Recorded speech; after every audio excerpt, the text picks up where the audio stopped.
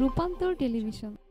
যাত্রাবাড়ী থানা আওতাধীন মীর হাজিরবাগ তামিরুল মিল্লাত কামিল মাদ্রাসার সামনের গেট থেকে হকার উচ্ছেদ এর ঘটনা নিয়ে দুই পক্ষের সংঘর্ষ হয়। গত 25/1/2025 রোজ শনিবার দুপুর 1 ঘটিকার সময় স্থানীয় গণ্যমান্য ব্যক্তি এবং বাড়িওয়ালা কাজী শাহাদাত বিষয়টি নিয়ে একটি বৈঠকে বসেন, কিন্তু পরিকল্পিতভাবে হঠাৎ করে বৈঠক থেকে উঠে আকাশ নামে এক ব্যক্তি সামনে থাকা নিজ বাসা হতে দাও নিয়ে মোহাম্মদ আজিবর শরীফ এর মাথায় কোপ বসিয়ে দেন। এই বিষয়টি নিয়ে 27/1/2025 তারিখ যাত্রাবাড়ী থানায় একটি মামলা হয়। আমাকে যখন ওই মাদ্রাসার সামনে আমরা অনেক দীর্ঘদিন থেকে আমরা করি, হকারি ব্যবসা করি, মাদ্রাসার কর্তৃপক্ষ আমাকে উড়ে দিছে। তো উড়ে দেওয়ার পরে আমরা এখন চলে গেছি। তা আমি দোকান নিয়েছি, পাসপোর্টের দোকান। ওই দোকানে যে আনে ওর মাদ্রাসা কর্তৃপক্ষে আবার মানা করছে। ওই তো আমার দোষারোপ করিয়া দুই বাপ বেটা মিললে রহমান আর রহমানের বড় ছেলে আকাশ মিললে আমার মারছে।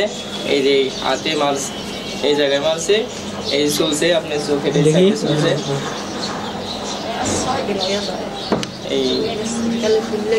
এই জায়গায় মারছে, চোখে মারছে, এই সাইডে মারছে। আমার ওই মাঝে ভাই আসলে ফিরেতে জন্য চোখে কোন জায়গায় মারছে? এই সাইডে, এই সাইডে। আর এই যে কপালে একটা দাগ, দেখো। আর এই জায়গায় মারছে। আমার বড় ভাইকে প্রথম তারা দুই বাপ বেদা মারার পরে এদের মীমাংসার জন্য বাড়িয়া দেয় ডাকে, ম্যানেজারে যে বাসার থেকে ডাক দিয়ে আনে আমাদের। ডাক দিয়ে আনার পরে আমরা দুই ভাই এখানে আসি। আসার পরে মীমাংসা করার পরে আমরা যাবার কারা সিরিজ থেকে হঠাৎ করে বাইরের পোলাবান আইনে আমাদের মারধর করে, অথবা তার বাবা আমার হাত পেছে বাড়ি দেয়, তার বড় ছেলে মাথায় কূপ মারে। এ আমার রক্ত দেখে এই বাড়িরই ম্যানেজারের বউ, সে মাথায় উন্না দিয়ে তার উন্না দিয়ে বাম দেয়।